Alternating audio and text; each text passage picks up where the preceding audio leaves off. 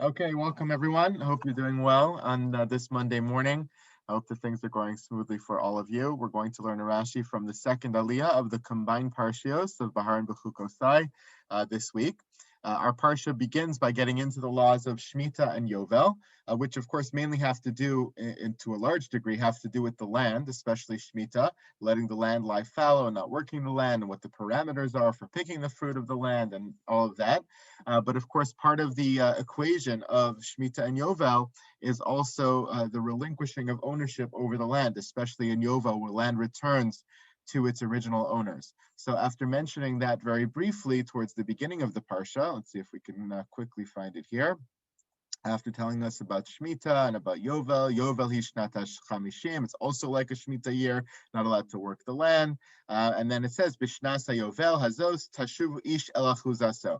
Everyone returns to their property in the Yovel year. So once that's mentioned, after telling us some of the other laws of Shemitah and Yovel, the Torah in our Aliyah, which is really the fourth Aliyah of Behar, but the second Aliyah of the combined Parshios, talks a little bit more about the circumstances under which a person would have been off of their land and now be returning to it in Yovel.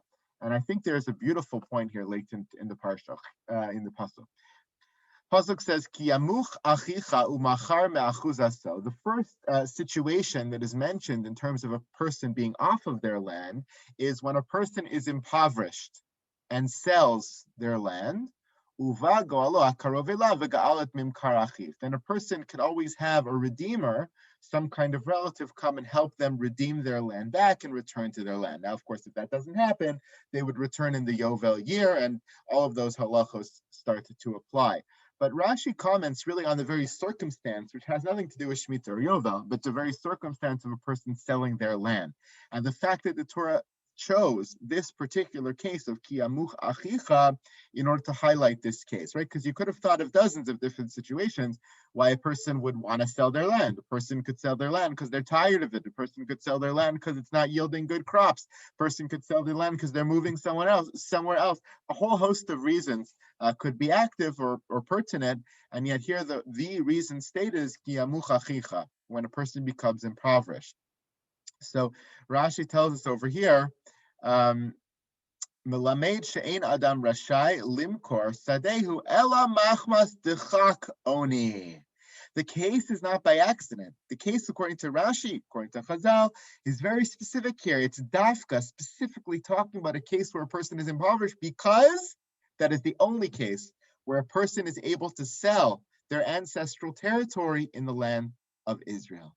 Only b'makom hadchak, when they're pressed against the wall, when they have no other option, when they cannot put food on the table, chiyamuch achicha is the only case where they would be allowed to be mocher achuzaso. They would be allowed to sell their ancestral property. So it's not like selling land in Maryland or selling your house or selling something like that. Having ancestral territory that was divided amongst the tribes and kept in your family for years and years would be something you would not allowed to be generally allowed to do. It would only be allowed under this specific circumstance. And then, of course, even if you did sell it, it would always come back to you in the Yovel year. You would come back to it in the Yovel year. There's this tight and beautiful and intrinsic connection between a Jew and the land designated for them in the land of Israel. It's a larger point about our connection to the land of Israel, but it's a smaller point as well, a more micro point in terms of our connection to our ancestral heritage, the heritage of our families in specific, within the larger context of Eretz Yisrael, within the larger context of the Jewish people.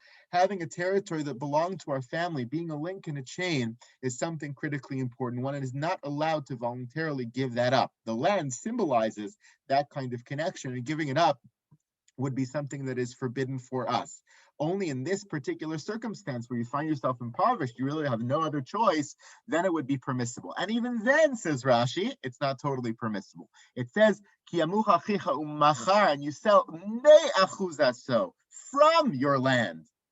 So Rashi says, what does me'achuzaso mean? Me'achuzaso, from the land, velo kula, and not all of the land. Lime derech eretz shishayer sadeh latzmo. You should always keep part of the field for yourself. Even if you're impoverished and you have to sell something else, Me'achuzaso teaches us, ideally, if you can, you should hold on to a small piece for yourself, making sure that link remains. I think it's making a larger point here. It's a beautiful, beautiful pasuk, and I think a beautiful Rashi, really highlighting for us the importance of both family and land, and the confluence of those two that come together in this particular circumstance. And I think it goes far beyond particulars of land and ancestral territory, which doesn't really exist anymore today. After we were all exiled from the land of Israel, things become mixed up, and we come back, and there are still certain aspects of this that are relevant in terms of owning land in Israel, but for the most part, it's not as relevant as it once was, once the tribes are all mixed up. But I think the point is still very strong for all of us, no matter where we live and what kind of land we own. The idea of being connected back to our families, to our heritage, to our ancestry, going all the way back in our family chains is very important in terms of the way we view ourselves, in terms of definitions of our identity. And of course, as a side point to that, our connection to the land of Israel plays a role in our identity as well. Hope you have a wonderful day, and we will see you tomorrow, God willing. Take care, everybody.